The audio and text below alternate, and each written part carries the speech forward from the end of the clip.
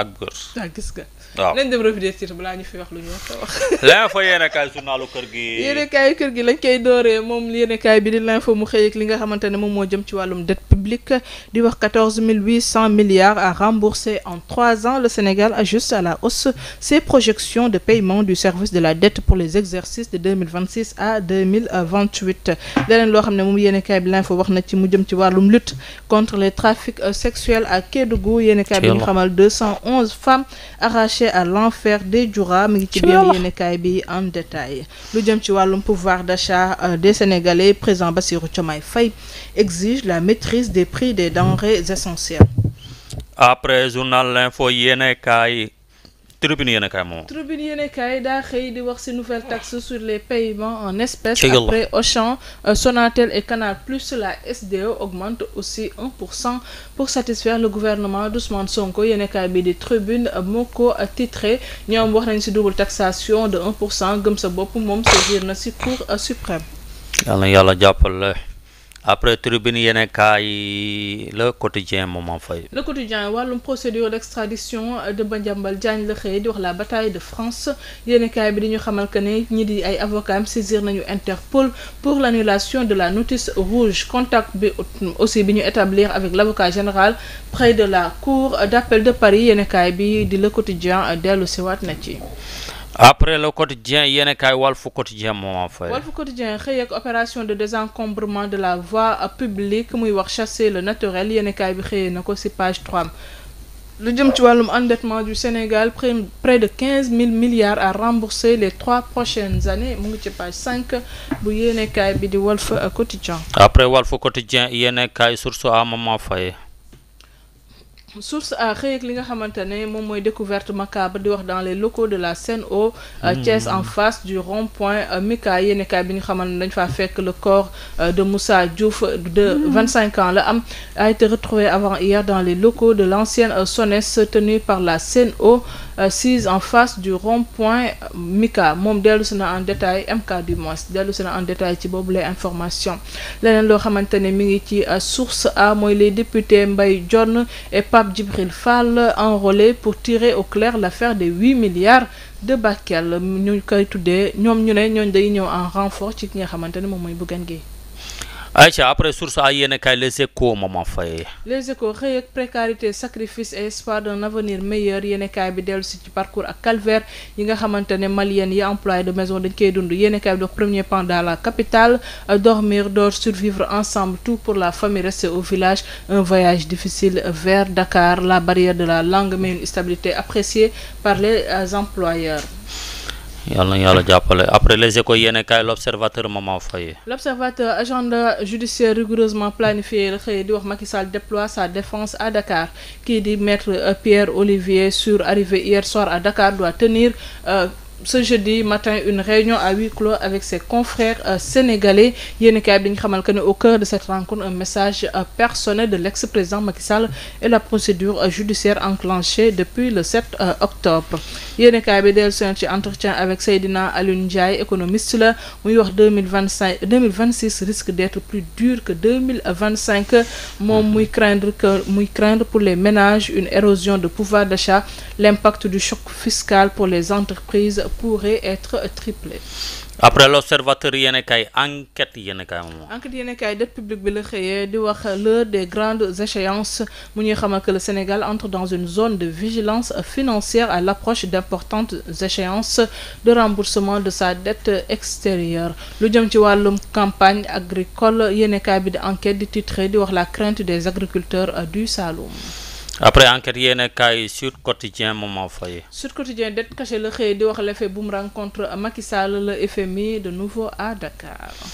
après Sud Quotidien yéenekaay Libération Maman Faye. Libération daa xëy ak révélation sur l'opération coup de poing di wax la SR frappe au cœur de la mafia QNet. yéenekaay bi nga xamal que ne les mises en cause de nationalité sénégalaise et malienne opérées depuis des bureaux situés à Diamniadio Sud.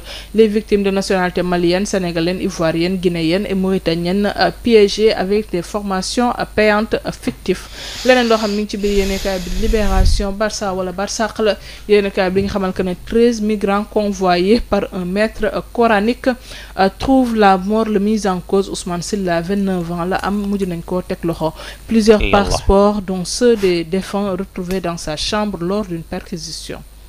ci yàlla Vox Populi Maman Faye. Vox Populi finance publique la xëy di wax le FMI débarque à Dakar dans un contexte d'explosion des chiffres de la dette leneen loo xamante ne yéen kaay bi ñëw na si mu jëm si wàllum taxes yi di ñu wax taxe sur tous les paiements en espèces ginnaaw Auchan Sonatel ak li nga xam moom mooy Sen'Eau ginnaaw Auchan ak Sonatel Sen'Eau aussi mi ngi annoncé l'application du droit de timbre de 1%.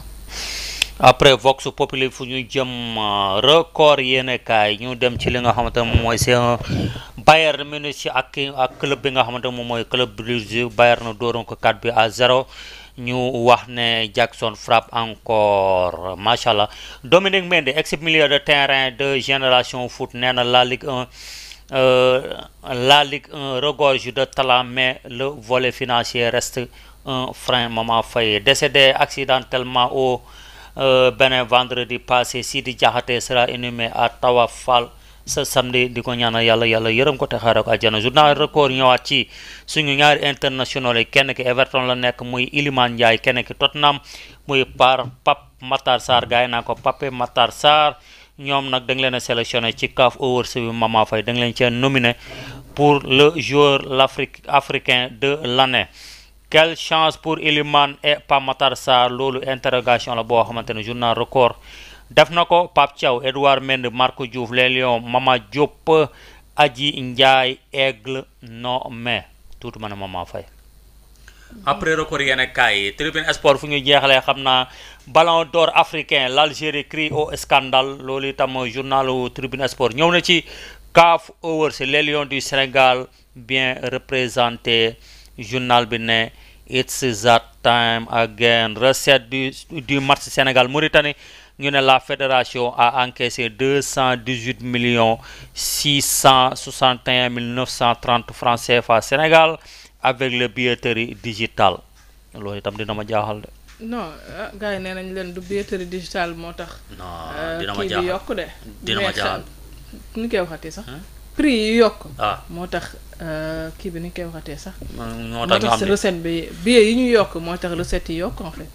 waaw loolu moo tax recette yi yokk ba pare tamit billetterie digitale bi je pense que ni avant match bi lañ ko commencé woon doon jaay non. waaw am na ñu bari yoo xamante ne bi ñu wax naan yokk naam yokk am na ñu bari jëndoon nañu tey prix bu fàtte ni ñoom joueurs yi aussi ak ñenn ñi. mais xam nga lu tax mu jaaxal ma tey 218 millions am na fu ñu ko doon tegee normal dina am 500 wala 800. ndax la parce que xam nga lu tax da ngay gis ku dugg yore scanam ànd ak gàngooram amuñu foofu noonu billet mu scanné leen gendarme yi maanaam ca buntu ba la ñuy ñëw ku am scan dugg nga jàll fële na la nga rang dem boo ñëwee duñu contrôler amul benn machine boo xamante ne moo lay contrôler da ngay ñëw wane sa scan ñu may la nga jàll.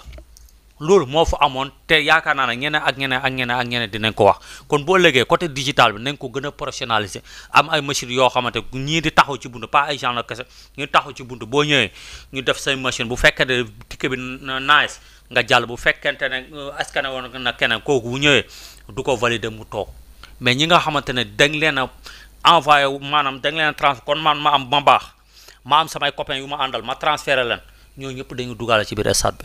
non parce que alxuraan bañ ko scanné waaw non xaaral dama ne xanaa ñu bañ ko scanné. non scanné wuñ ko mais code kii yi moom boo xasee ba scanné benn yoon. waaw loolu laa wax ma ne xanaa mu fekk ne scanné wuñu ko ñu ñëw bàyyi la nga dugg mais code yi bu ñu ko xasee ba scanné benn yoon bu ko keneen ñëwaatee ak machine da koy. wala moo fa amoon benn moment man fi ma fekk match bi commencé na da nga ñëw rek wane ni dem nga xëy na avant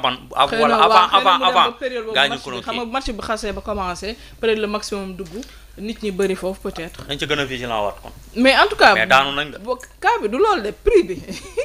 daanu nañ de. moo tax recette bi yéeg loolu laay expliqué. effectivement ne utilisation digitale. moo waaw tax yéeg mais c'est pas ça c'est parce que prix yi dañ ko augmenté et lii dafa jar a bàyyi xel. parce que aussi bu ñu fàtte que ne certains joueurs ak ki nga xamante ne moom mooy sélectionneur bi ak yeneen personnes dañoo jënd ay billets maye ko donc ça veut dire que il faudra revoir le prix parce que tey ñooñu def sacrifice boobu c'est pas à chaque match Sénégal dañuy mën a defaat même sacrifice vraiment il faut voir un prix boo xam ne ça permet à la fédération sénégalaise de football de mën a rentabiliser li nga xamante ne moom mooy les matchs mais tout en s'assurant aussi que ne ñi nga xamante ne ñoom ñooy sénégalais yi ñoom ñooy supporters yi daañu mën a am aussi accès à ces au match yi nga xamante ne équipe nationale bi da koy jouer alors suñu temps bi jeex na Dieye ñu tàggatoo waaw di am mbégte rek dellusiwaat ci plateau bi loolu ngay wax nag pour man li gën a facile mooy que ni tey jii ni ñu delloo prix fañ nekkoon stade ñu teel a koo ubbi nit ñi teel a ñëw bu ko defee bu ko ne du am parce que boo bëggee bàyyi stade bi ba ay quelque temps nga bëgg ko ubbi fekk nit ñi ñëw nañu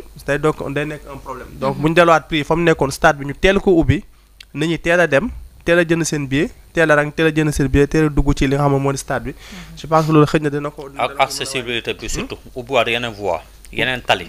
waaw pour gars yi mën fa dem. pour mën fa dem facilement bu tasee ñu ñibbi facilement. waaw loolu baax na kon mi ngi noonu di jéego lu baax lépp lu ñu fi wax rek mu dëng ci xam ni mat di doomu aadama la bu juwee xam ne suñu borom la. d'accord nuyuwaat ñëpp santaat ñëpp jox ñëpp rendez-vous ba ëllëg incha allah. merci beaucoup Dieye alors caporal ñu tàggatoo. waaw di la ñaanal la Mama Faye di ko ñaanal ki nga xamante ne moom mooy Boy Mburu borom ñeent fukk yi. di ko ñaan di ko wax ne dellu asilem rek parce que asilem fa la mburu bi di xoyom Mama Faye di nuyu les hommes de l'ombre bu baax